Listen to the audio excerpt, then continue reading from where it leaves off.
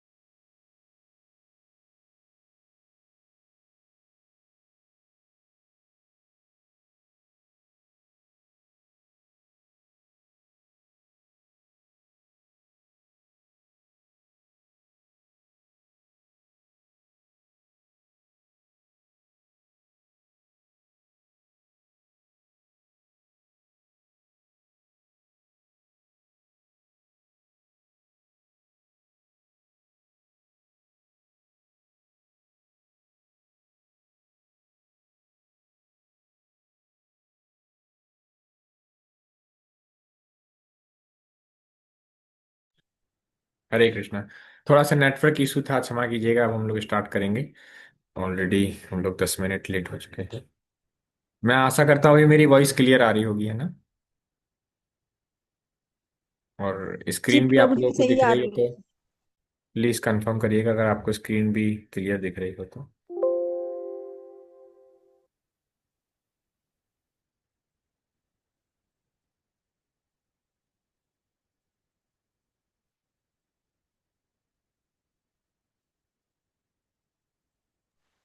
अभी स्क्रीन भी विजिबल है और आप भी विजिबल है। हाँ, तो आज का हमारा टॉपिक है खोज परम प्रतिभाशाली की, रहस्यमय ब्रह्मांड के पीछे का संचालक, है ना? तो आज मेनली हम चर्चा करने वाले हैं, क्या भगवान का अस्तित्व है? Does God exist? क्या भगवान का सच में अस्तित्व है? लोग कहते हैं भगवान है, दिखते क्यों नहीं है? या कई तरह के नास्तिकों के अलग अलग मत आज हम देखते हैं प्रचलित हो चुके हैं। कई समय से हैं भी, पिछले भी कई समय से हैं, लेकिन अलग अलग तरीके से लोग आर्गुमेंट करते हैं और सिद्ध करने का प्रयास करते हैं कि भगवान नहीं है। वास्तव में लोग एक ऐसा जीवन जीना चाहते हैं जिसमें भगवान ना हो, कोई नियम कानून ना हो। तो बढ़िया, उनको जो करना है वो करें। वो चारवाक की भी फिलोसफी ऐसे ही है। भस्मीभूतस्य देहस्य पुनर्जन्म कुतः, यावत जीवेत सुखम जीवेत ऋणम कृत्वा घतम पीवेत। एक ही जिंदगी है, जितना है मजा करो, खूब अच्छे से अपना भोग विलास करो। और क्या है, जिंदगी खत्म, सब कुछ खत्म। ना ईश्वर है, ना आत्मा है, ना परमात्मा है, ना कोई स्वर्ग है, ना नरक है, ना कोई दंड होने वाला है। तो लोग भागना चाहते हैं वास्तविकता से, इसलिए ईश्वर को नकारते रहते हैं। तो आज हम देखेंगे कि नहीं, वास्तव में ईश्वर का अस्तित्व है। तो हम कैसे समझें कि ईश्वर का अस्तित्व है और दूसरों को कैसे हम समझा सकते हैं? तो ये हम आज खोज करने का प्रयास करेंगे, क्या भगवान है या नहीं है ना? तो आज का हमारा विषय बस यही रहेगा, ईश्वर के अस्तित्व का। तो खोज परम प्रतिभाशाली की, रहस्यमय ब्रह्मांड के पीछे का संचालक। अपने आसपास की दुनिया में, दुनिया को वैज्ञानिक रूप से देखकर हम इसके पीछे एक सर्वोच्च वैज्ञानिक रचयिता का हाथ देख सकते हैं। मतलब ये आपस अपने आप में कोई बहुत टेक्निकल बात नहीं है।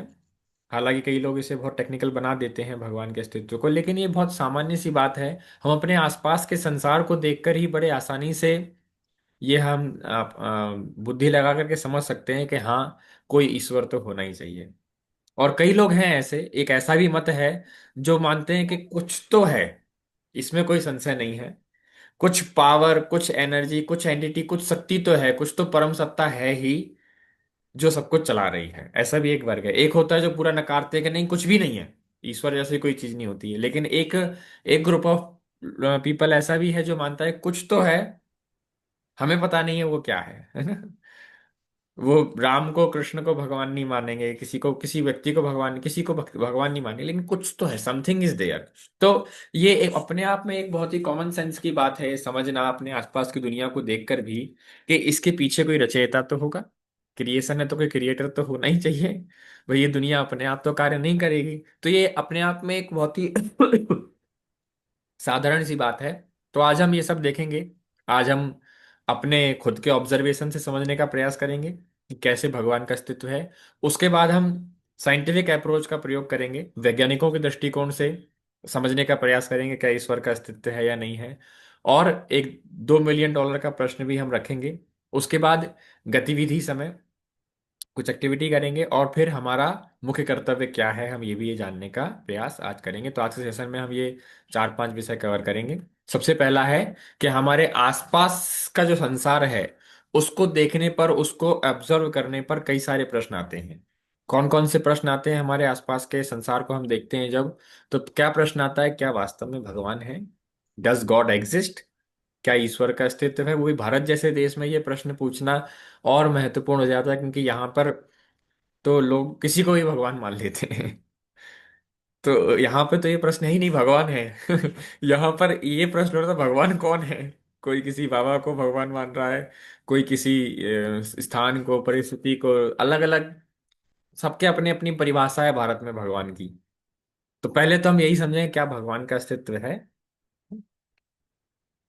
तो कौन इस सुंदर और सुव्यवस्थित ब्रह्मांड को बनाता है और कौन इसका रख रखाव करता है? तो कई प्रश्न आते हैं, उसमें पहला प्रश्न तो यही है कि किसने बनाया। नहीं, सबसे पहला प्रश्न तो ये है, आपके पास कोई खाने की थाली आई, कुछ स्पेशल कोई डिश होगी, सबसे पहले हम यही पूछते हैं ना, ये किसने बनाया? आज प्रसाद किसने बनाया? आज खाना किसने बनाया? कोई भी अच्छी चीज हमारे सामने आती है तो हम तत्काल ये पूछते हैं, ये किसने बनाया होगा ना, कैसे बनाया होगा ना, वाह कितना सुंदर है। लेकिन ये पूरी प्रकृति को हम अगर देखें तो ये कितनी सुंदर है, कितनी सुव्यवस्थित है, कितनी सिस्टमेटिक है। तो मन में डेफिनेटली क्वेश्चन आना चाहिए कि ये ब्रह्मांड किसने बनाया, इतना सिस्टमेटिक। और कोई भी चीज सुंदर होती है। श्रील प्रभुपाद जी अपने शिष्यों के साथ जा रहे थे लंदन में एक जगह। तो वहां एक जगह रुके, वहां पे दो घर थे।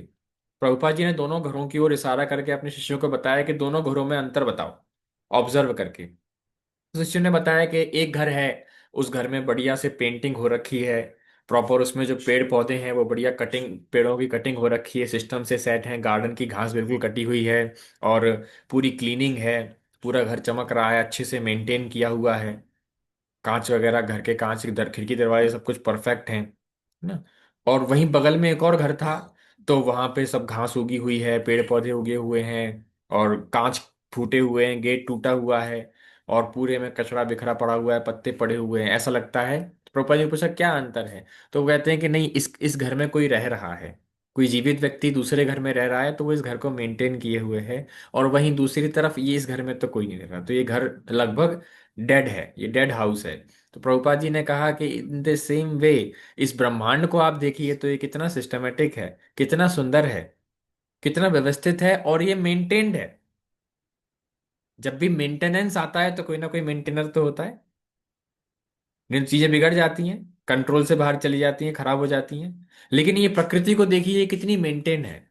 प्रतिदिन सूरज उगेगा, प्रतिदिन अस्त होगा, ऋतुओं की ऋतुएं बदल रही हैं। अगर केवल सर्दी रहे हमेशा तो कैसा रहेगा? लेकिन हमें भी पता है कि नहीं नहीं, बस मकर संक्रांति के बाद सर्दी कम होने वाली है, जानते हैं ना हम लोग। लेकिन ये कौन तय कर रहा है, ये कौन मेंटेन कर रहा है कि संक्रांति के बाद जो है वो सर्दी कम होगी? ये प्रश्न तो आना चाहिए ना। तो ये हमारे अवलोकन से ही हम बड़े आसान से समझ सकते हैं कि कहीं पे अगर कलात्मकता है तो कलाकार भी है। If there is artistry, there is some artist. नहीं, सुंदर सी पेंटिंग आग के सामने आएगी तो तत्काल हम यही सोचते हैं ना कि किसने बनाई।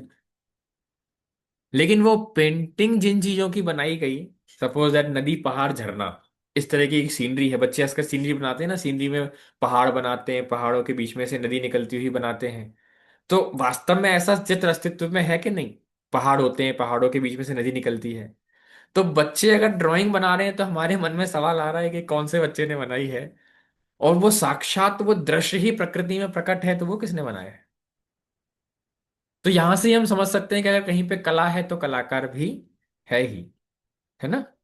कहीं भी कला है तो कलाकार है। इसी तरह ये संसार में हम देखते हैं कलात्मकता है, कितनी सुंदर प्रकृति है। तो इसकी सुंदरता देने वाला कोई तो होना चाहिए ना। तो जहां कहीं भी सुंदर ऑर्गेनाइजेशन है, सुंदर सुयोजन है, तो वहां पे सुयोजक भी है। कहीं पे अगर ऑर्गेनाइज, बहुत ऑर्गेनाइज्ड है ये संसार को आप देखेंगे, तो ये संसार बहुत ऑर्गेनाइज्ड है। हम अभी काफी सारे साइंटिफिक एक्सप्लेनेशन से देखेंगे कि कैसे ये संसार ऑर्गेनाइज्ड है। तो सिस्टमेटिक है, सूर्य समय पे उगता है, समय समय पे अस्त होता है।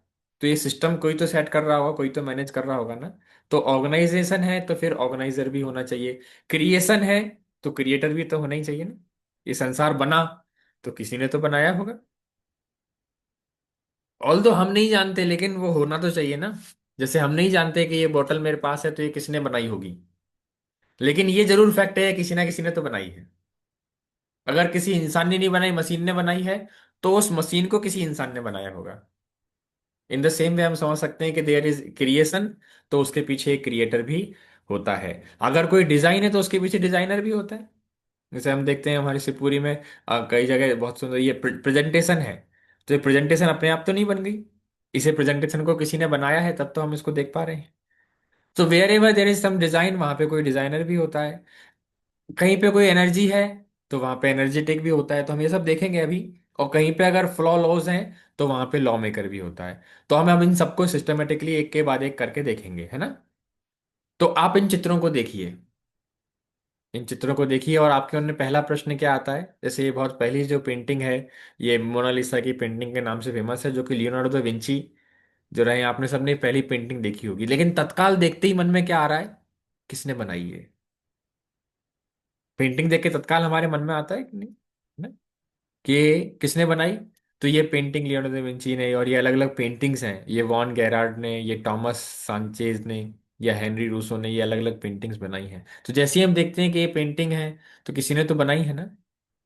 लेकिन आप देखेंगे तो इन पेंटिंग के जो इंस्पिरेशन है, जहां से इन पेंटिंग को बनाने की प्रेरणा मिली, वो तो संसार में ऑलरेडी मौजूद थी। वो सीनरी भी मौजूद है, वो फूल भी हैं, और एक लेडी भी, इस तरीके से सुंदर सी लेडी भी इस संसार में है, झरना भी है। तो यहां भी क्वेश्चन आना चाहिए कि फिर ये किसने बनाया? अगर पेंटिंग किसी ने बनाई तो उसकी रियल जो आइडेंटिटी है वो किसने बनाई है? हम्म? तो वो किसने बनाया? तो कौन है वो कलाकार, है ना? आप देखते हैं पेपर से बच्चे गुलाब बनाते हैं। तो एक पेपर वाला गुलाब बनाने के लिए हमें पेपर चाहिए, फेविकॉल चाहिए, कैंची चाहिए, और कागज चाहिए, है ना? उसको फिर दिमाग चाहिए बनाने के लिए, तब इस तरह से गुलाब बनता है। और वहीं पर असली गुलाब किसने बनाया? असली गुलाब तो किसी ने, इस तरीके का अगर पेपर का गुलाब बना हुआ हमें रखा मिल जाएगा तो हमारे मन में तत्काल क्वेश्चन आएगा कि ये गुलाब किसने बनाया? बहुत सुंदर, बच्चों कौन से बच्चे ने बनाया है? लेकिन असली गुलाब, जब पेपर वाले गुलाब में वो परफेक्शन नहीं होगा, आप देख सकते हैं, वो सॉफ्टनेस नहीं है, वो फ्रेग्रेंस भी नहीं है, वो गंध भी नहीं है। लेकिन असली गुलाब के अंदर वो सॉफ्टनेस भी है, वो फ्रेग्रेंस भी है ना? तो किसी ने तो इसको बनाया होगा ना। और ऐसा एक नहीं है, ऐसे हजारों की संख्या में फ्लावर्स हैं जो बहुत सुंदर हैं। तो प्रकृति में फूलों की नाजुकता, जैविक जटिलता, सुगंध और उनके उनके आकार, रूप तथा रूपों के बारे में क्या ही कहना। कितने सुंदर सुंदर फ्लावर अलग अलग कलर्स के अवेलेबल हैं इस संसार में, और सबकी अलग अलग फ्रेग्रेंस भी है। तो ये किसने डिसाइड किया? उसी धरती के अंदर गुलाब भी उग रहा है, उसी धरती के अंदर कमल भी उग रहा है, या गेंदा भी उग रहा है, लेकिन एक अलग कैटेगरी का फूल है, एक अलग कैटेगरी, वो दोनों की गंध अलग अलग है, रंग अलग है, रूप अलग है। और कई कई बार तो उगने के मौसम भी अलग अलग होते हैं। तो ये सब कौन डिसाइड कर रहा है? किसी ने तो बनाया होगा, तब तो ये बन रहा है ना। तो ये अपने आप तो नहीं चल रहा, जो सरलता लोग कहते हैं ऑटोमेटिक, ये ऑटोमेटिक तो नहीं है, है? वही हम देखते हैं। तो क्या हुआ, पहला पॉइंट, जहां भी कलात्मकता है वहां पे क्या है, कोई ना कोई कलाकार जरूर होता है। तो इसी संदेश, संसार में अगर कला है तो इस संसार में कला के पीछे कोई कलाकार होना ही चाहिए। अब हम देखते हैं कि जहां कहीं भी ऑर्गेनाइजेशन है, तो हम देखते हैं प्रकृति में मधुमक्खियों का ऑर्गेनाइजेशन। ये सुंदर एक वीडियो है, आप लोग देखिएगा। Bees are called social insects because they live and work together as a community. Thousands of female bees, called worker bees, live together in a hive with a queen bee. The queen bee was marked with a red dot so we can see her better. The worker bees are all females, but they almost never lay eggs. Worker bees do almost all the chores in the hive. They gather pollen or nectar, guard the entrance, clean the hive, build the comb, make honey, tend the queen, and feed the larvae. They even fan the hive with their wings to keep it cool on a hot summer day. हम्म। तो अब देखिए मधुमक्खियों का कितना सुंदर organisation है। ऐसे हम लोग आते हैं, कोई प्रसाद बनाता है, कोई आरती करता है, कोई क्लास देता है, कोई दरी बिछाता है। एक ऑर्गेनाइजेशन है, हम लोग सब काम बटे हुए हैं। लेकिन मधुमक्खियां भी सेम काम कर रही हैं। उसमें भी एक रानी मधुमक्खी होती है, जो आपने देखा होगा उसके पीठ पे लाल लाल निशान था। तो एक रानी मधुमक्खी है और बाकी सारी वर्कर मधुमक्खियां हैं। तो वो जितनी भी वर्कर मधुमक्खियां हैं वो सब क्या कर रही हैं, वो फूलों से पराग चुन के लाती हैं। वो रानी की भी सेवा करती हैं। और अंडे जो है, वो रानी मधुमक्खी अंडे देती है, तो उस अंडे की देखभाल ये सारी वर्कर मधुमक्खियां करती हैं। हाँ, ये छत्ता बनाती हैं, उसमें शहद बनाती हैं। गर्मी पड़ने पर तो कई बार क्या करती हैं, अपने पंखों को हिला हिला करके उस छत्ते को ठंडा रखने रखने का कार्य भी करती हैं। तो ये कितनी सुंदर मधुमक्खियों की होगा। आपने देखा होगा चींटियां बिल्कुल लाइन बना करके जाती हैं कहीं पर भी। तो उन्हें किसने सिखाया लाइन से चलना या डिसिप्लिन में रहना। ये पूरी प्रकृति में आप देखेंगे, अलग अलग जीव जंतुओं में इस तरह की ऑर्गेनाइजेशन देखने को मिलती है। अब मनुष्य को तो ठीक है, कॉलेज में क्लासेस में सब में पढ़ा दिया गया, लेकिन इन्हें किसने बताया। तो ये क्या ऑटोमेटिक है? कोई तो इसके पीछे कलाकार होगा, है ना? कोई तो इसके पीछे ऑर्गेनाइजर होगा। यस। मकड़ी का सुनियोजित जाल, ऐसी कई वीडियो हैं। तो ये मकड़ी का एक जाल कितना सुयोजित, अब देखिए। Mathematician spiders. Compared to their own sizes, spiders build very large webs.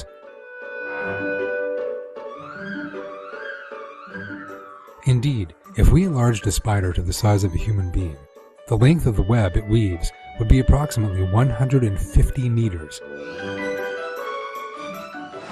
which corresponds to a 50-story skyscraper. Is it possible for a human being to weave a lacework the size of a 50-story skyscraper in only an hour? But a tiny spider accomplishes much more than that. Moreover, the spider-woven web is the sturdiest material in the world.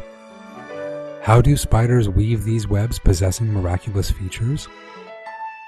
The spider takes into consideration many factors while weaving a web hundreds of times larger than its own size.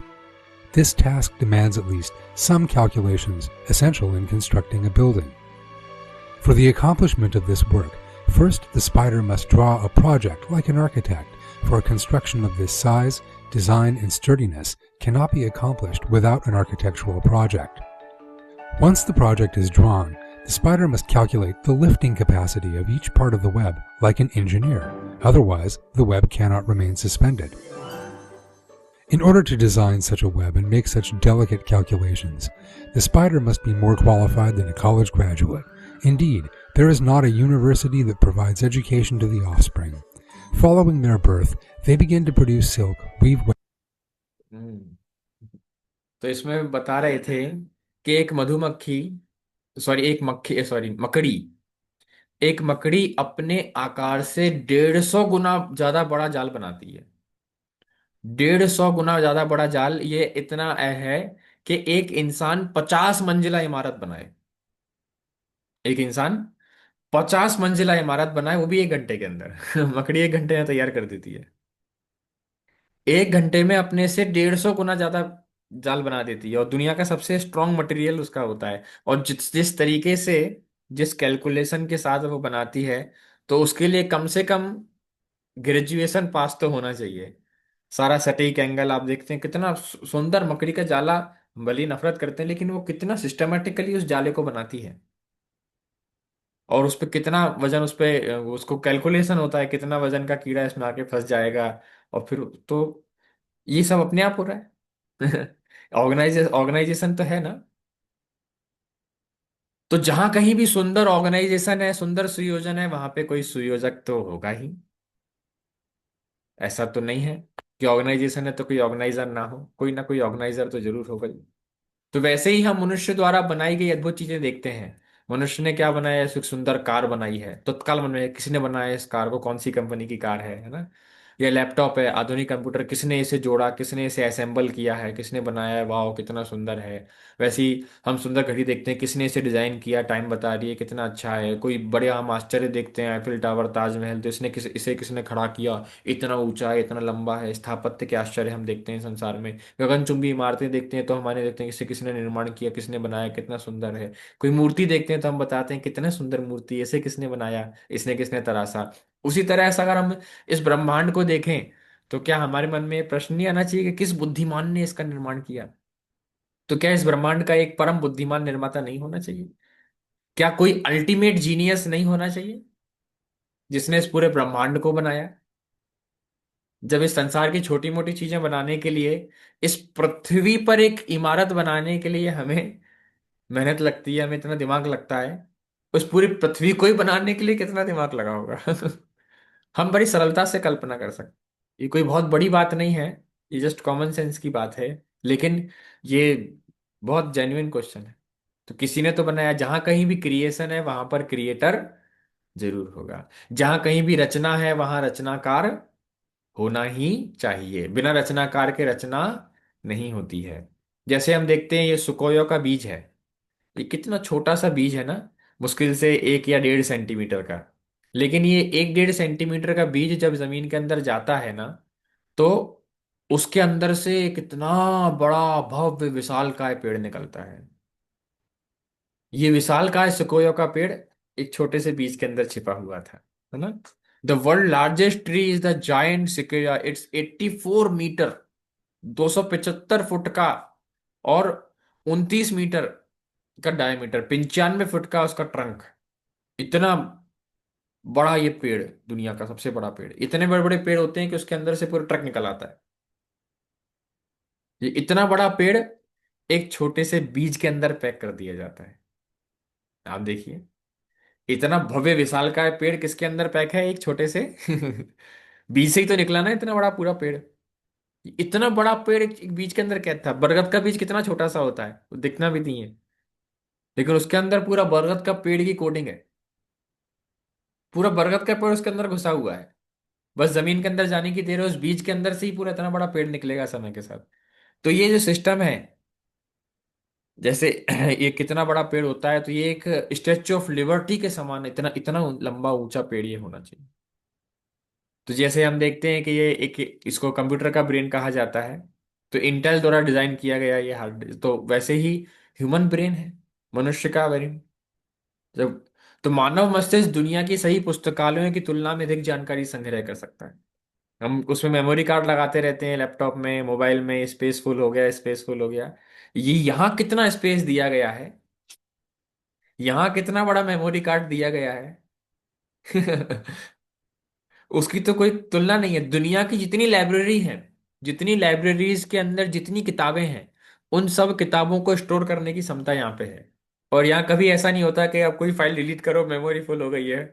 कुछ delete करिए, इतना GB data भर लिया है, delete करिए, delete करिए। कुछ नहीं, कितनी मेमोरी बचपन से लेके कितना सब हम देख रहे हैं, दुनिया में सुन रहे हैं, वो सब अंदर स्टोर हो रहा है।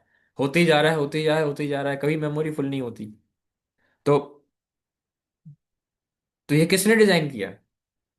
ये मानव ब्रेन के ऊपर ये एक बहुत सुंदर है, आप देख सकते हैं। Amazing facts about brain.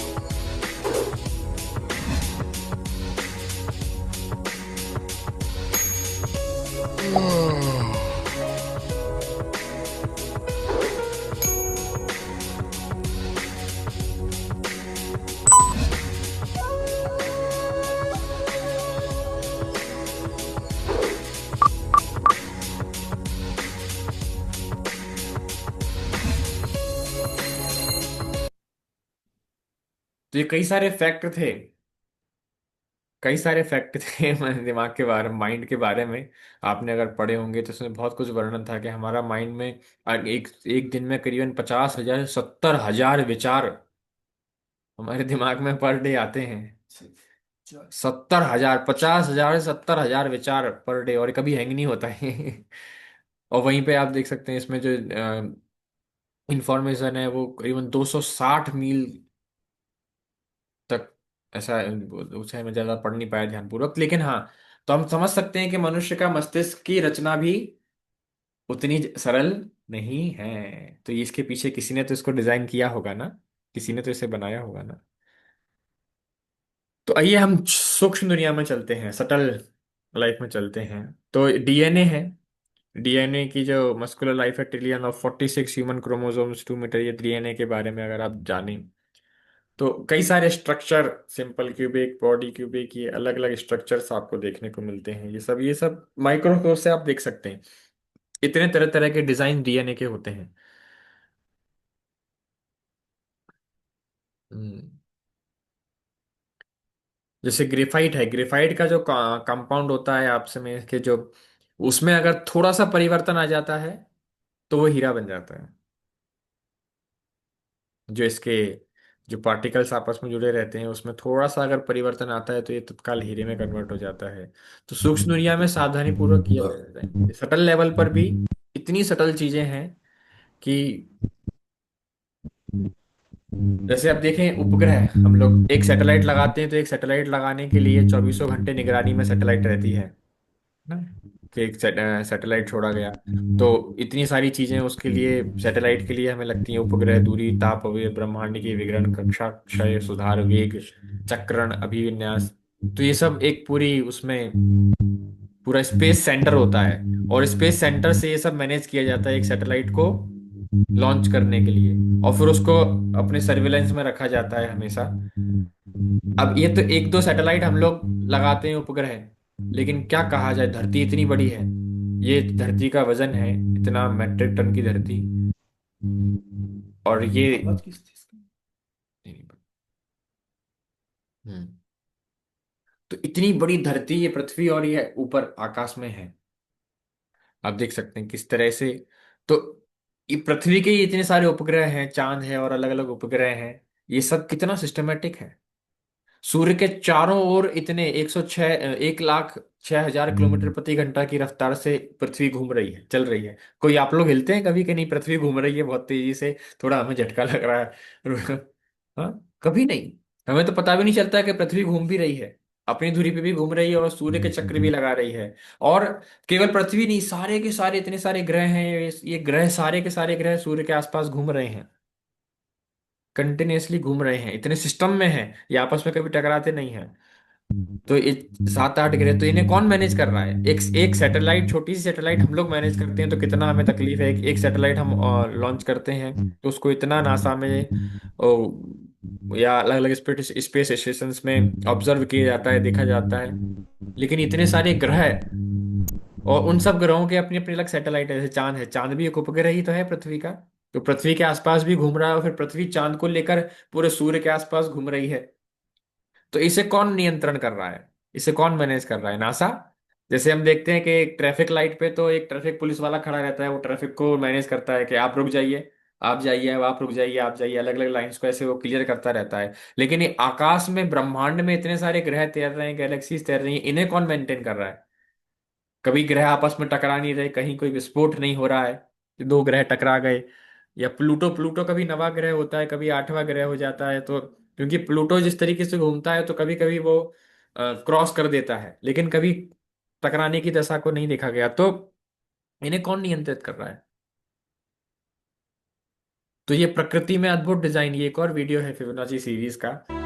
Around 1200 AD, a man named Leonard Pisano, better known as Fibonacci, discovered a sequence of numbers that created a very interesting pattern. The sequence begins with the numbers 1, 1, 2, 3, 5, 8, 13, 21, 34, and continues indefinitely. Each number is obtained by adding the last two digits together. A rectangle with a length and width of any two of the numbers of this sequence forms what is known as the golden rectangle, a perfect rectangle. A golden rectangle can be broken down into squares the size of the next Fibonacci numbers down and below. If we were to take a perfect or golden rectangle, break it down into smaller squares based on Fibonacci's sequence, and divide each with an arc, the patterns begin to take shape. We begin to see Fibonacci's spiral. The spiral in and of itself is insignificant. Its importance is revealed in where we find it. Take, for example, the sunflower. The display of its florets are in perfect spirals of 55, 34, and 21, the sequence of Fibonacci. The fruitlets of the pineapple create the same spiral based on the sequence. The pine cone does the same.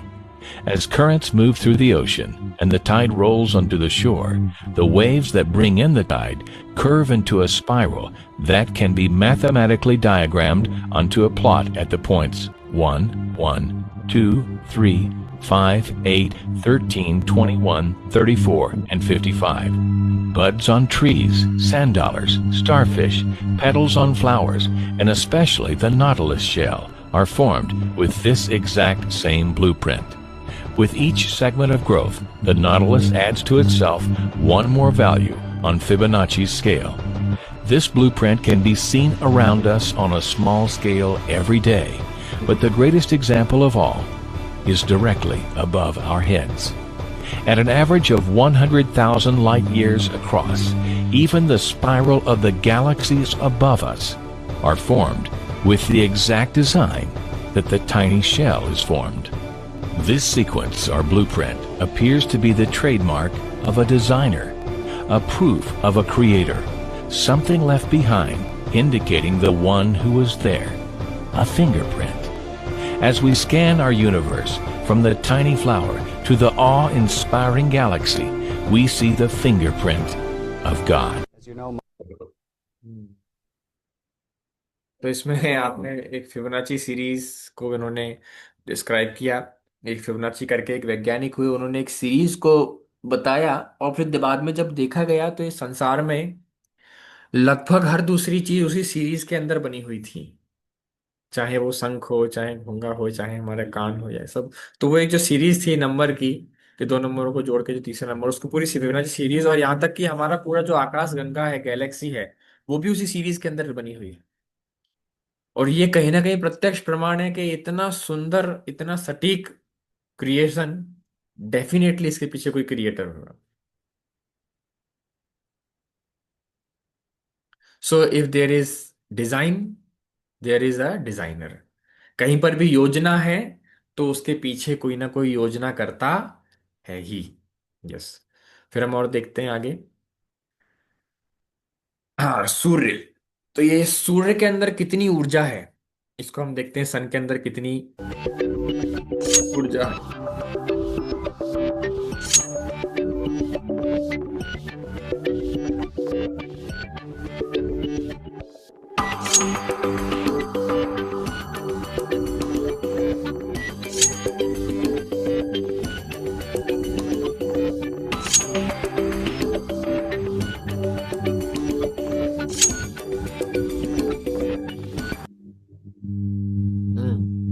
तो सूर्य का हम देखा कितनी सूर्य के अंदर ऊर्जा है, तो इसमें बताते हैं कि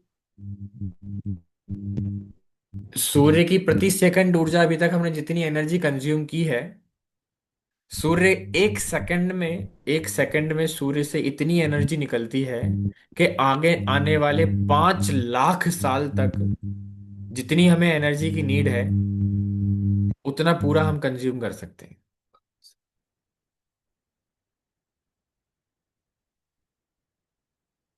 आप देख सकते हैं, in 1 second our sun produce enough energy to meet the current need of the entire earth for 5 lakh years.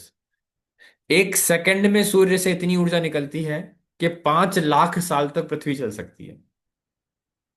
जितनी ऊर्जा हम अभी लेते हैं इंडस्ट्रीज में, अपने घरेलू कामों में, सब जगह 5 लाख साल तक इतनी ऊर्जा का हम प्रयोग कर सकते हैं। इतनी ऊर्जा सूर्य से हर सेकंड निकलती है। तो पॉइंट यहाँ पे ये है कि जहां कहीं भी एनर्जी है तो वहां पे एक एनर्जेटिक है। सपोज दैट आपके घर पे कांच है और आप कमरे में बैठे हैं और एकदम से वहां पत्थर आता है और कांच में लगता है और कांच फूट जाता है, तो आप पत्थर को दोष देंगे? आप तत्काल पूछेंगे पत्थर किसने फेंका? क्योंकि पत्थर जिस स्पीड और जिस ऊर्जा के साथ आया, वो पत्थर के अंदर ऊर्जा किसी और की थी। पत्थर तो डेड है, वो तो जमीन में पड़ा हुआ था, किसी ने उसको उठाया और आपके घर की तरफ फेंक दिया। तो आप तत्काल पूछते हैं कि ये एनर्जी किसने लगाई, फेंका किसने, ये पत्थर फेंका किसने? यदि अभी खिड़की से कोई पत्थर आपके टीवी स्क्रीन से टकराता तो पूछेंगे पत्थर को ऊर्जा की आपूर्ति किसने की? ऊर्जा के पीछे हमेशा एक ऊर्जावान व्यक्ति होता है।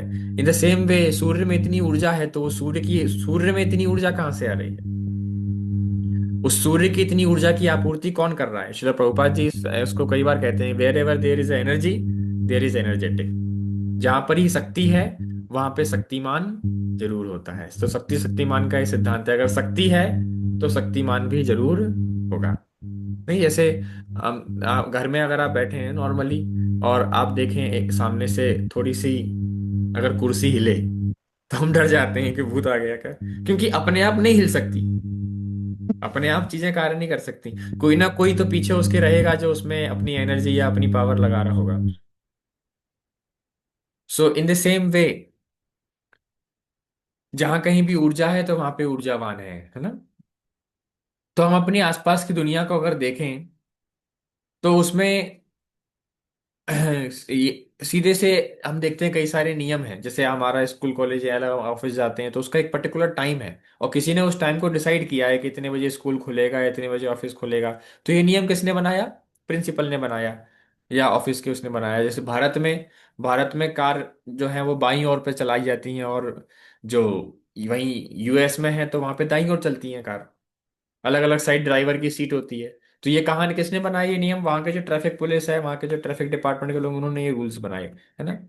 जैसे हम देखते हैं क्रिकेट में, तो क्रिकेट में कितने ओवर होंगे, कितने खिलाड़ी होंगे, कैसे आउट होंगे, कैसे, तो इसके पीछे भी पूरा एक नियम है जो आईसीसी ने बनाते हैं। ये नियम किसने बनाए? क्रिकेट के सारे रूल्स आईसीसी ने, इंडियन क्रिकेट काउंसिल ने। हम देखते हैं इस तरीके से पीरियोडिक टेबल है, इसके अंदर कई सारे एलिमेंट्स हैं, उनमें कई सारे नियम हैं। रासायनिक तत्व, उनके आवर्त नियम है या आवर्त संयोग है। तो ये सब किसने बनाया? इसमें देखते हैं न्यूटन का लॉ है, भौतिक नियम, लॉ ऑफ ग्रेविटी, कि जो भी ऊपर जाएगा तो वो लॉ ऑफ ग्रेविटी है। प्रकाश के नियम है, प्रकाशिकी के नियम है ना, लाइट स्कैटर होती है, उसके अपने रूल्स हैं।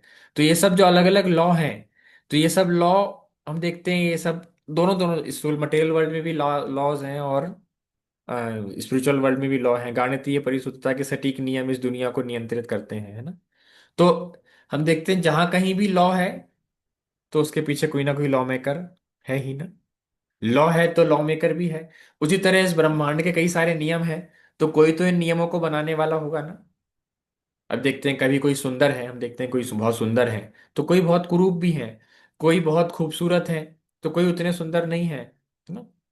कोई बहुत अमीर है, कोई बहुत गरीब है। कोई बहुत डॉक्टर है, बहुत ज्यादा पढ़े लिखे हैं, बुद्धिमान हैं, बहुत कलाकार हैं, तो कोई बिल्कुल गरीब हैं या कुछ इस तरह का काम करते हैं, मजदूर हैं। तो ये सब नियम कौन तय करता है कि कौन अमीर होगा, कौन गरीब होगा, कौन धनवान होगा, कौन सुंदर होगा, है ना? तो किसी ने तो ये तय किया होगा ना, कि किसी ने तो ये नियम बनाया होगा ना। जैसे हम देखते हैं, क्या हम चुनते हैं? हम अपनी शिक्षा चुन सकते हैं, अपनी एजुकेशन को हम चूज कर सकते हैं, हम क्या पढ़ेंगे, हम क्या काम करेंगे, ये हम चूज कर सकते हैं। हम किससे विवाह करेंगे, नहीं करेंगे, ये हम चूज कर सकते हैं। गाड़ी कौन सी हमें खरीदनी, ये भी हम चूज कर सकते हैं। घर कौन सा हमें खरीदना है, फ्लैट खरीदना है, प्लॉट खरीदना है, ये हम चूज कर सकते हैं। लेकिन हम क्या नहीं चुन सकते? हम नहीं चुन सकते कि हमारे माता पिता कौन होंगे।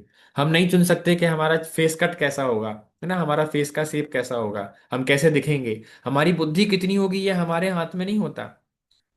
कई लोगों में बचपन से ही बुद्धि काफी कम होती है। तो ये सब किसने बनाया? ये सब जो नियम, कि आपका रंग रूप ऐसा होगा या आप यहाँ जन्म लेंगे, इसके पीछे भी ये भी तो कोई किसी ना किसी नियम के आधार पर चल रहा होगा ना।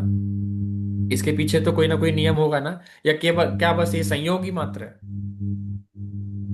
केवल ये कोइंसिडेंस ही है, क्या ये संयोग ही है? तो हम देखते हैं, कोई भी अगर लॉ है तो उसके पीछे कोई लॉ मेकर है। पहले ही दिखाया जा चुका है कि पदार्थ की दुनिया में भौतिक, रासायनिक विज्ञान, ऊष्मा गतिकी और आदि निश्चित अच्छी तरह से परिभाषित कानूनों का पालन करते हैं। तो कोई कई सारे लॉ हैं, कानून हैं, और उन्होंने बनाया है। उसी तरह फिर हमारा जन्म, सौंदर्य, बुद्धि, यादृच्छिक घटनाएं या दृश्यिक घटनाएं कैसे हो सकती हैं? ये सब केवल कोइंसिडेंस कैसे हो सकता है? ये केवल संयोग मात्र कैसे हो सकता है? ये संयोग तो नहीं है। तो फिर इसके पीछे भी कर्म का नियम है।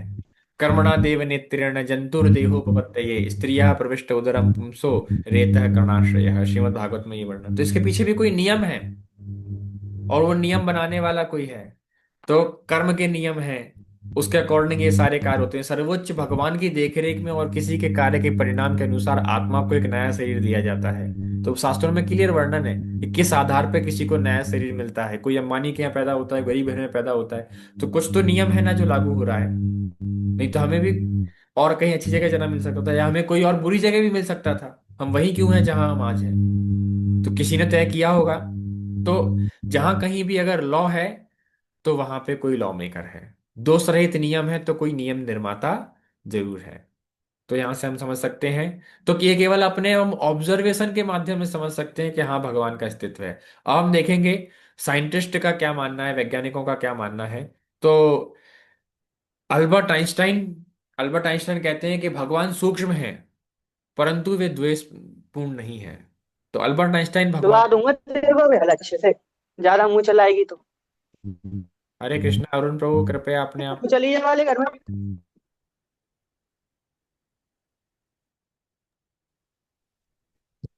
हरे कृष्ण। यस। तो भगवान सूक्ष्म है, परंतु वे द्वेषपूर्ण नहीं है, अल्बर्ट आइंस्टाइन का मानना है। तो अल्बर्ट आइंस्टाइन जो है वो भगवान के अस्तित्व में मानते थे। फिर और हम देखते हैं वैज्ञानिकों को, तो इनका थोड़ा सा बड़ा है, लेकिन इन नोबेल पुरस्कार भौतिक विज्ञान में शॉर्डिंगर, ये काफी फेमस साइंटिस्ट रहे हैं शॉर्डिंगर। तो ये बताते हैं, मुझे बहुत आश्चर्य है कि मेरे आसपास की वास्तविक दुनिया को वैज्ञानिक तस्वीर बहुत कम है। ये बहुत सारी तथ्यात्मक जानकारी देता है, हमारे सभी अनुभवों को एक शानदार सुसंगत क्रम में रखता है। लेकिन ये सभी के बारे में भयानक रूप से मौन है, और जो वास्तव में हमारे दिल के करीब है वह वास्तव में हमारे लिए मायने रखता है। यह हमें लाल और नीले, कड़वे और मीठे, शारीरिक दर्द और शारीरिक आनंद से के बारे में एक शब्द भी नहीं बता सकता।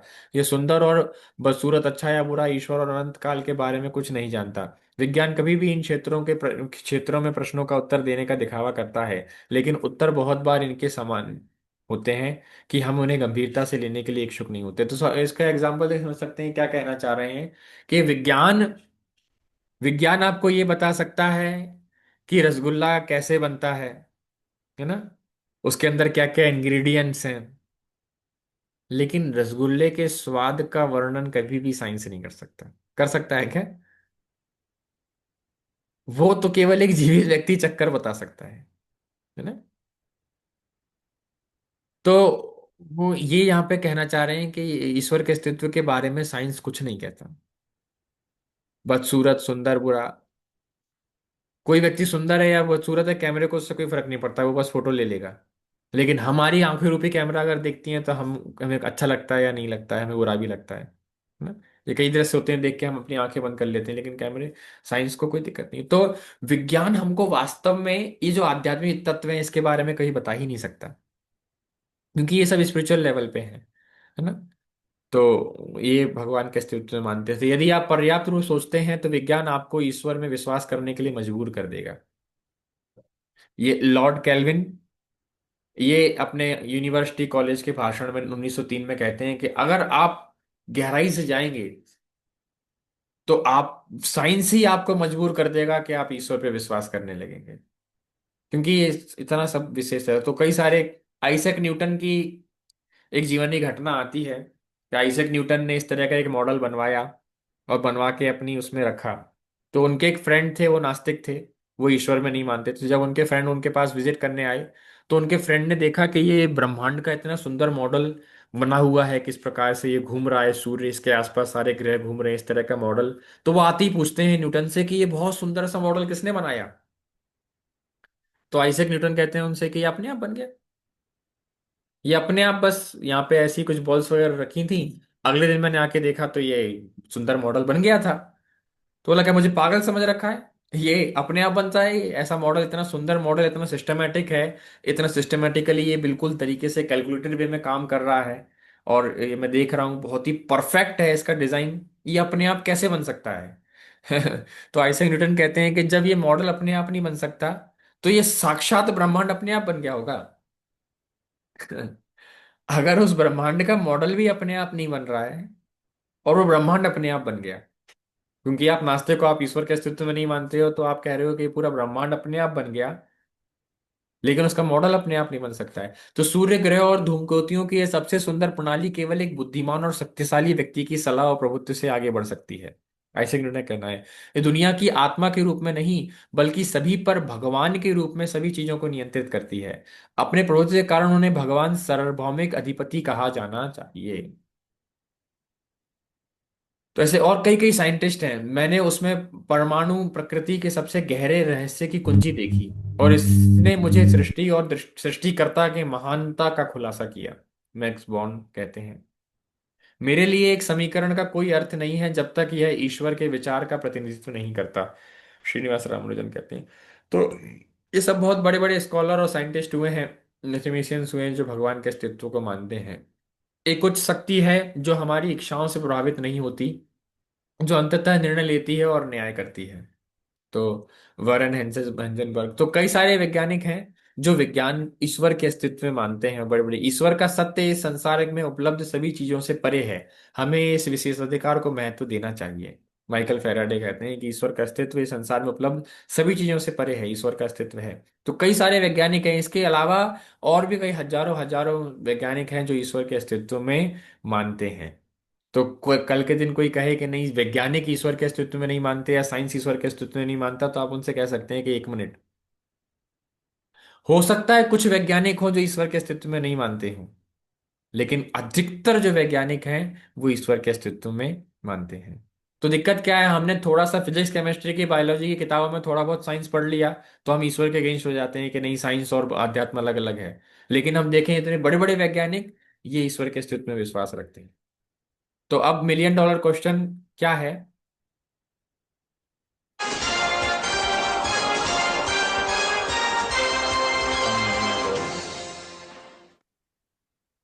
सो मिलियन डॉलर क्वेश्चन है कि ब्रह्मांड की उत्पत्ति क्या है, ये ब्रह्मांड कैसे बना? बिग बैंग से बना, बिग बैंड से बना, या बस ये संयोग मात्र है, कोइंसिडेंस मात्र है, या इसके पीछे एक बुद्धिमत्तापूर्ण डिजाइनर है? हम्म, इसका क्या आंसर होगा? Definitely D. इसके इसके पीछे कोई बुद्धिमत्तापूर्ण डिजाइनर है। और प्रयोजन क्या है, किस लिए बनाया गया है, कोई इसके पीछे उद्देश्य रहा होगा, किसी ने बनाया है तो कुछ उद्देश्य तो रहा होगा ना। हम कुछ भी, ये बोतल बनाई गई तो इसके पीछे उद्देश्य है कि ये पानी पीने के लिए बनाई गई है। तो अगर ये ब्रह्मांड किसी एक बुद्धिमान व्यक्ति द्वारा बनाया गया है, तो कोई उद्देश्य भी रहा होगा। तो क्या उद्देश्य रहा होगा? खाओ सो मस्त रहो, पैसा कमाएं और गुजर जाएं, या कोई उद्देश्य नहीं है, या भगवान और जीवन को समझने हेतु बनाया गया है? तो कोई तो 1 करोड़ रुपए के लिए है। भगवान और जीव। डी। हाँ, डी। डी, यस, डी, भगवान और जीवन को समझने हेतु ये इसलिए ब्रह्मांड बनाया गया है। तो क्या आपने एक जटिल मशीन देखी जो संयोग से आई हो? क्या किसी ने कोई ऐसी मशीन देखी, कॉम्प्लेक्स मशीन जो बहुत जटिल है, लेकिन वो अपने आप प्रकट हो गई हो, उसका कोई उद्देश्य नहीं है? ऐसा तो नहीं कोई मशीन है ना, कि अपने आप बस कोई मशीन, मैंने रोड पर निकल रहा था देखा ये मशीन आसमान से आके टपकी है, ये क्या काम है इस मशीन का? ऐसा तो कुछ नहीं है। सारी मशीनें बनाई जाती हैं और उसका अलग अलग यूज भी होता है। किसी भी मशीन, कंप्यूटर, भवन, यहाँ तक कि पेन और पेंसिल का भी एक निर्माता और डिजाइनर होता है। तार्किक रूप से कहीं अधिक जटिल और विस्मयकारी ब्रह्मांड में एक अति बुद्धिमान डिजाइनर और निर्माता होना ही चाहिए। तो बिग ब्रेन, बिग बैंग नहीं, बिग बैंग थ्योरी में कहते हैं कि भाई एक सारे पार्टिकल एक जगह सेंटर थे और एक ब्लास्ट हुआ, वो सारे इतना इतना एनर्जी वहां स्टोर हो गई कि वो बस फटा और पूरा ब्रह्मांड प्रकट हो गया। ये ऐसा ही है कि बॉम्ब ब्लास्ट हुआ बहुत बड़ा और वहां से ढेर सारी क्रिएशन हो गई। वहां से डिस्ट्रक्शन होता है, क्रिएशन नहीं होता है। तो ये बिग बैंग नहीं है। हमारी फिलोसफी क्या है? बिग ब्रेन, एक बहुत, इसके पीछे बहुत बड़ा ब्रेन है, बुद्धि। परम बुद्धिमत्ता है इस पर। सो बिग बैंग थ्योरी क्या है? बिग बैंग के सिद्धांत के अनुसार सब कुछ अनंत तापमान, अनंत घनत्व, अनंत आकार एक बिंदु से शुरू हुआ, जो भौतिक रूप से अवर्णनीय, गणितीय रूप से असत्यापित अंतरिक्ष और समय की सभी अवधारणाओं के परे है ना? तो इस बात पर जोर दिया जाना चाहिए कि सौर मंडल की उत्पत्ति के किसी भी सिद्धांत को अभी तक सामान्य स्वीकृति नहीं मिली है। सभी में अत्यधिक असंभव धारणाएं शामिल हैं। तो ये केवल एक थ्योरी है। ऐसा नहीं है कि ये सिद्ध हो गया कि हाँ ऐसे ही बना था। थ्योरी और लॉ में अंतर होता है। जब कोई भी सिद्धांत पूरी तरीके से सिद्ध हो जाता है कि हाँ ये 100% सत्य है, तब उस थ्योरी को लॉ कह दिया जाता है। थ्योरी तो आज अरुण प्रो भी अपनी कोई लिख सकते हैं। थ्योरी तो आज रेणु माता जी भी लिख सकती हैं कि हाँ मेरा ऐसा मानना है कि ये ऐसे ऐसे ऐसे ऐसे बना होगा। जैसे आज तक हम देखते हैं थ्योरी ऑफ इवोल्यूशन, आज तक थ्योरी ऑफ इवोल्यूशन ही है कि बंदर से इंसान बने, लेकिन वो थ्योरी से कभी लॉ नहीं बना। लॉ ऑफ इवोल्यूशन कभी नहीं बन पाया क्योंकि वो कभी सिद्ध ही नहीं हो पाई। तो कोई भी थ्योरी जब पूरी तरह सिद्ध हो जाती है, पूरे वैज्ञानिकों के द्वारा उसे स्वीकार कर लिया जाता है, तब वो थ्योरी से लॉ बनता है। लेकिन दुर्भाग्य यह है कि हमने कॉलेजेस में सारी थ्योरी ही पढ़ ली है, तो वो थ्योरी पढ़ के ही हमें लगता है बस थ्योरी ही सत्य है। लेकिन वास्तविक सत्य यह है कि थ्योरी केवल एक किसी के दिमाग की उपज मात्र है कि मेरा ऐसा मानना है। तो ये जस्ट एक थ्योरी है, ये प्रपोज्ड थ्योरी है कि शायद संसार ऐसे बना होगा।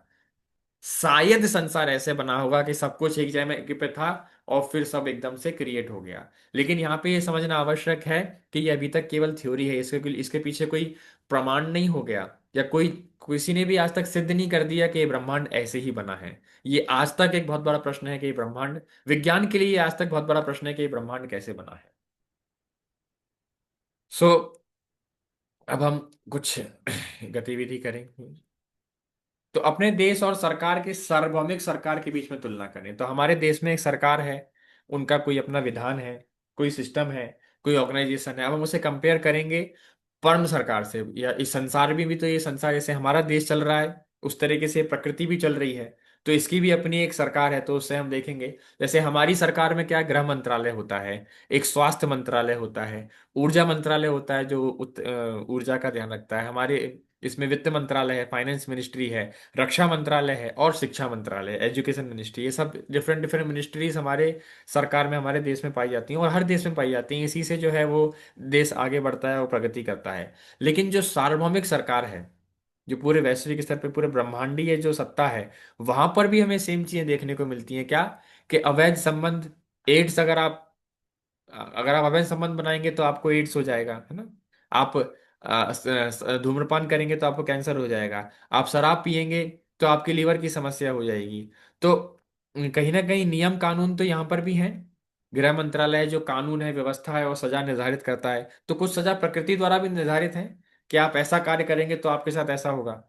वो भले ही किसी संविधान किताब में या कहीं लिखा ना हो, लेकिन ऐसा होता है। अगर आप अवैध संबंध बनाएंगे तो आपको एड्स हो जाता है, आप धूम्रपान करते हैं तो आपको कैंसर हो जाता है। तो ये नियम भी तो किसी ने बनाए हैं ना, ये नियम भी तो प्रकृति में कार्य कर रहे हैं ना साइमल्टेनियसली। इसी तरह आप सांस नहीं लेंगे तो आप मर जाएंगे। तो इस तरह के नियम है। स्वास्थ्य मंत्रालय है, तो यहाँ प्रकृति में हम देखते हैं आयुर्वेदिक जड़ी बूटियां हैं जहां से आप स्वास्थ्य अपना सुधार सकते हैं। और कई सारे जानवर हैं जो केवल, और उनको पता है कौन सी औषधि खानी है क्या खाने पे। जैसे मंगूस करके कुछ सांप खाने वाले कुछ प्राणी होते हैं जो नेवले टाइप के होते हैं, वो सांप खाते हैं। तो कभी कभी जहर चढ़ जाता है तो उन्हें पता है कौन सी घास खानी, कौन सी जड़ी बूटी खानी है, उसे खा के अपना जहर उतार लेते हैं। तो और अब गृह मंत्रालय है, तो यहाँ पे भी हम देखते हैं सूर्य और चांद है जो पूरी पृथ्वी का ऊर्जा का संचालन करते हैं पृथ्वी को, क्योंकि सूर्य की ऊर्जा से ही पृथ्वी में सारे जो वनस्पति हैं वो खिलती हैं।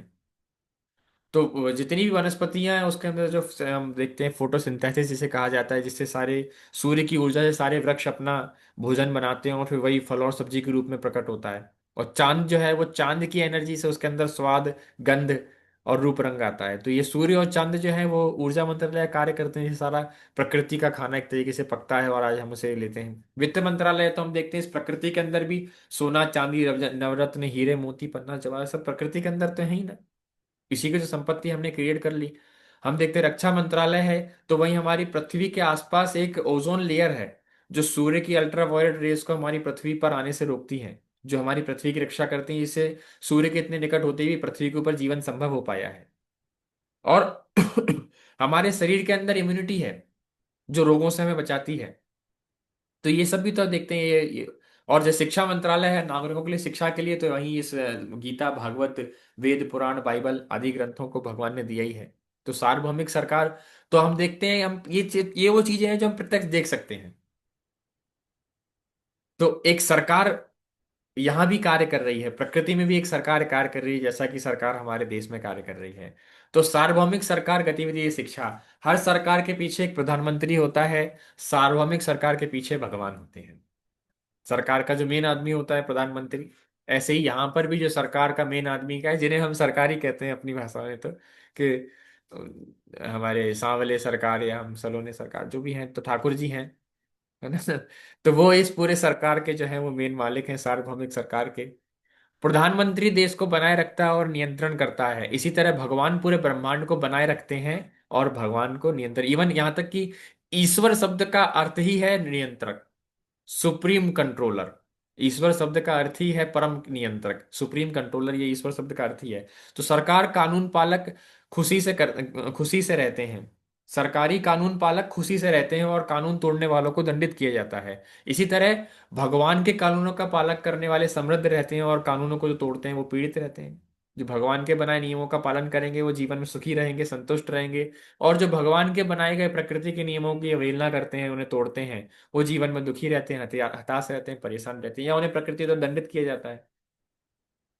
तो ये सार्वभौमिक सरकार है। तो भगवत गीता में भगवान श्री कृष्ण कहते हैं 7वें अध्याय के 7वें श्लोक में, मत्तः परतरम नान्यत् किंचित् अस्ति धनंजय है, मयि सर्वमिदं प्रोक्तम सूत्रे मणिगणा एव। हे धनंजय, मुझसे श्रेष्ठ कोई सत्य नहीं है। जिस प्रकार मोती धागे में गुथे रहते हैं, उसी प्रकार सब कुछ मुझ पर ही आश्रित है। भगवान ने स्पष्ट कह दिया, भगवान श्री कृष्ण ने, कि संसार में सब कुछ मुझ पर ही आश्रित है। जैसे धागा दिखता नहीं है माला में, मोतियों की माला में कभी धागा दिखता है क्या? कभी धागा नहीं दिखता, केवल मोती मोती दिखते हैं। लेकिन बिना धागे के क्या माला का अस्तित्व हो सकता है? कभी भी माला बिना धागे के नहीं रहेगी, लेकिन धागा कभी दिखता भी नहीं। इन द सेम वे भगवान इस पूरे ब्रह्मांड में समाये हुए हैं और इस पूरे ब्रह्मांड को मैनेज किए हुए हैं, संभाले हुए हैं। लेकिन चूंकि वो ब्रह्मांड के अंदर समाये हुए हमें दिखते नहीं है। जैसे समंदर, हम अक्सर एक एग्जांपल देते हैं कि समंदर के अंदर रहने वाली मछली कभी समंदर को नहीं देख सकती। तो वो क्या कहेगी? समंदर जैसी कोई चीज नहीं होती। क्या ये सत्य है? मछली ने कभी समंदर नहीं देखा है। जिस दृष्टि से हम लोग समंदर देखते हैं, सपोज दैट एक अरुण प्रभु हमारे समंदर में उतरे और मछली को बताया, अरे तुम्हें पता है किनारे से मैंने देखा, ऐसी ऐसी लहरें उठती हैं, ऐसा तूफान आता है, ये होता है, वो होता है, ऐसा समंदर है। ऐसा कुछ नहीं होता। क्यों? मैंने कभी देखा ही नहीं है।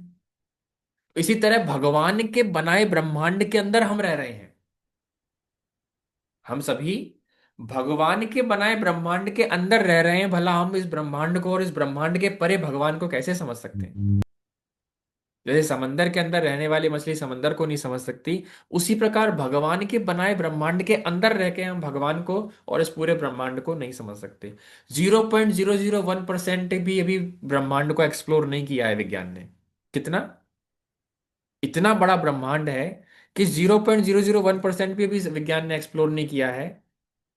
और फिर वो दावा करते हैं कि भाई सब कुछ जानते हैं साइंटिस्ट। अभी तो इस ब्रह्मांड का कोई हिस्सा भी एक्सप्लोर भी हमने नहीं किया है।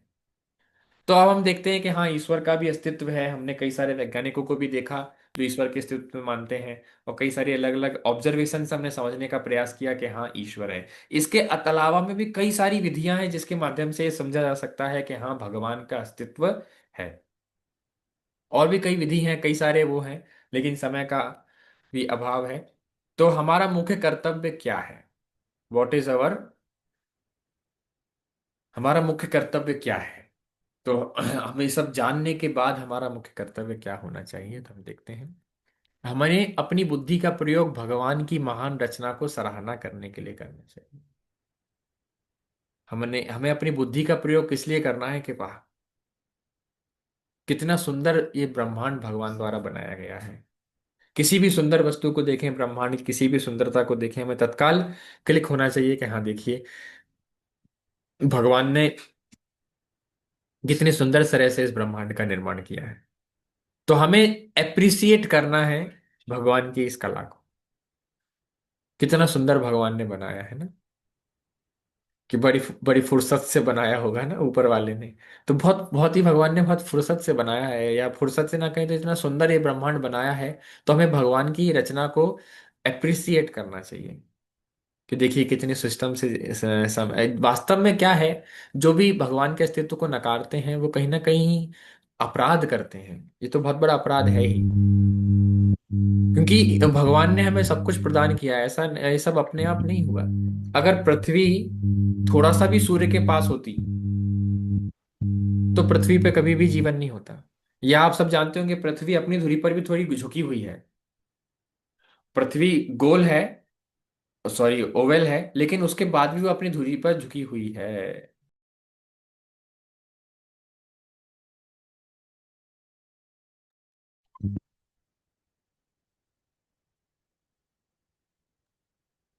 नहीं आ रहा क्या? हाँ। हाँ?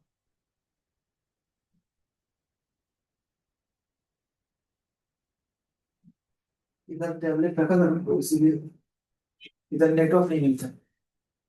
हरे कृष्णा। तो थोड़ा नेटवर्क इशू हो गया था, क्षमा करिएगा। हरे कृष्णा प्रभु जी। हरे कृष्णा। हाँ। तो हम चर्चा कर रहे थे जो पृथ्वी है वो अपनी धुरी पर भी थोड़ी झुकी हुई है, और उसी के कारण इस पृथ्वी पर ऋतुओं का परिवर्तन संभव हो पाता है। सर्दी के बाद गर्मी, गर्मी के बाद सर्दी क्यों आती है? क्योंकि पृथ्वी अपनी धुरी धुरी पर भी थोड़ी झुकी हुई है। तो प्रभु जी बता रहे थे कि जो संसार है ये परफेक्टली इम्परफेक्ट है। अगर यहाँ पे कुछ इम्परफेक्शंस भी हैं, अगर यहाँ पे कुछ गड़बड़ियां भी है ना, तो वो गड़बड़ी भी इसलिए है जिससे पृथ्वी का बैलेंस बना रहे, अलग अलग एस्पेक्ट्स का। तो this world is imperfectly perfect. मतलब यहाँ पे अगर कुछ कमी भी है तो वो भी जानबूझकर छोड़ी गई। तो इसके माध्यम से भी हम भगवान की रचना को सराह सकते हैं कि वाह, जो ये कहते हैं जो होता है वो अच्छे के लिए होता है। तो in the same way,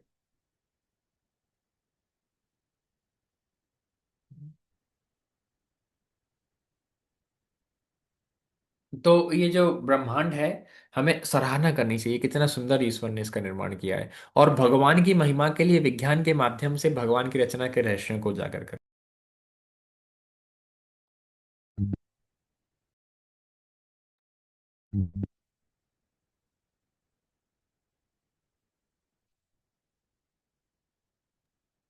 network issue ज्यादा आ रहा है, क्षमा करिएगा, बार बार डिस्कनेक्ट हो रहा है। पूछ सकते जो लोग कितना तक सुना है।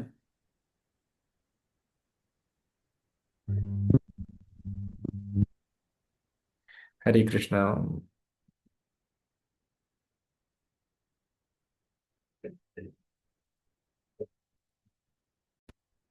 यस। तो हमें विज्ञान के माध्यम से अलग अलग भगवान की महिमा के लिए विज्ञान के माध्यम से भगवान की रचना के रहस्यों को उजागर करना। तो हम साइंस के माध्यम से भी बहुत ही सुंदर तरीके से भगवान को ग्लोरीफाई कर सकते हैं, क्योंकि भगवान की इस रचना की जटिलताओं को हम प्रकट कर सकते हैं कि देखिए कितना सुंदर तरीके से भगवान ने निर्माण। जैसे आप जानकर, ऐसे हमारे शरीर के अंदर रोग प्रतिरोधक हमारे शरीर के अंदर इम्यूनिटी होती है जो कि किसी भी रोग से लड़ाई करती है, जिससे जो कि हमें सहायता करती है ऑटोमेटिकली हील करने के लिए, ऑटोमेटिकली हमारी बॉडी को रिकवर करने के लिए। तो कई सारे शोधों के माध्यम से हम जांच करके, पता करके भगवान की सुंदर क्रिएशन को अप्रिसिएट कर सकते हैं, और भगवान को ग्लोरीफाई कर सकते हैं। कितनी सुंदर तरह से भगवान ने इस ब्रह्मांड का निर्माण किया है, कितना बहुत ही सिस्टमेटिकली चल रहा है सब कुछ। तो इस तरीके से हम देख सकते हैं। और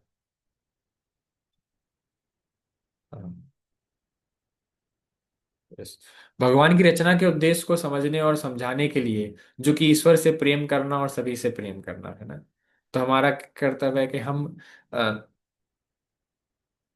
हम्म भगवान की रचना के उद्देश्य को समझें और दूसरों को समझाएं। और भगवान का उद्देश्य क्या है इस सुंदर रचना को करने का, कि हम भगवान को समझें, भगवान के विज्ञान को समझें, और जीवन में सही मार्ग पर चलते हुए अंत को तत्व भगवत प्रेम को प्राप्त करें। यह संसार में सबसे हमें प्रेम करना है ना, ये सुंदर भावना को, और ईश्वर की प्रसन्नता और सभी के कल्याण के लिए हर चीज का उपयोग करें। जो भी संसार में वस्तु, जो भी भौतिक मटेरियल्स या जो भी रिसोर्सेस हमें अवेलेबल हुए हैं संसार में, वो किस लिए अवेलेबल हुए हैं? भगवान को प्रसन्न करने के लिए। उनको इस तरीके से हम यूज करें कि उससे भगवान प्रसन्न हो, ना कि अपनी सो कॉल्ड इच्छाओं की पूर्ति के लिए। तो आज का सारांश क्या है? हमने देखा कि हम किस तरीके से अपने खुद के ऑब्जर्वेशन से समझ सकते हैं कि जहाँ कहीं भी आर्टिस्ट्री है उसके पीछे कोई आर्टिस्ट है, कहीं पे सुंदर ऑर्गेनाइजेशन है तो उसके पीछे ऑर्गेनाइजर है, अगर क्रिएशन है तो उसके पीछे एक क्रिएटर है। अपने आप कुछ भी प्रकट नहीं होता, उसके पीछे कोई ना कोई व्यक्ति होता है ना। डिजाइन है तो उसके पीछे डिजाइनर है। अगर कहीं पे एनर्जी है तो उसके पीछे एनर्जेटिक है। अगर कहीं फ्लॉलेस लॉज हैं तो उसके पीछे लॉ मेकर है। अगर फिर हमने देखा कई सारे वैज्ञानिकों का मानना भगवान के प्रति, कई सारे ने अल्बर्ट आइंस्टाइन, न्यूटन आदि का देखा कि वो किस प्रकार भगवान के अस्तित्व में विश्वास रखते हैं। हमने $2 मिलियन के प्रश्न, ये ब्रह्मांड की रचना किसने की? भगवान ने की, या बिग बैंग से हुई, या अपने आप हो गई? और इसका प्रयोजन क्या है? इसका प्रयोजन है ईश्वर को समझना।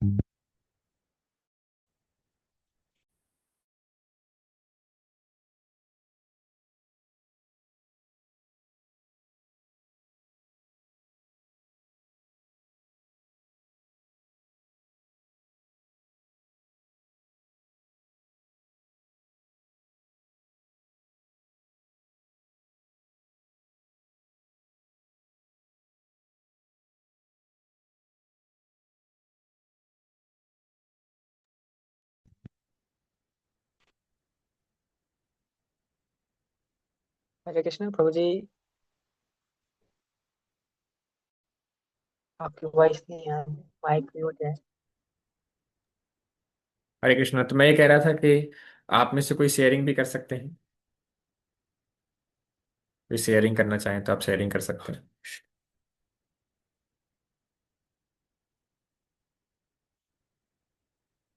आज के सेशन में क्या समझ में आया आप लोगों को?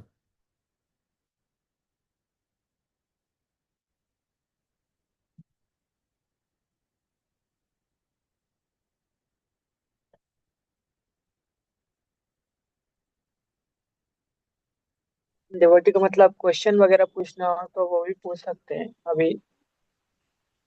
अनसरमन प्रो बार बार हैंड रेस कर रहे हैं, आप पूछिए ना अनम्यूट करके।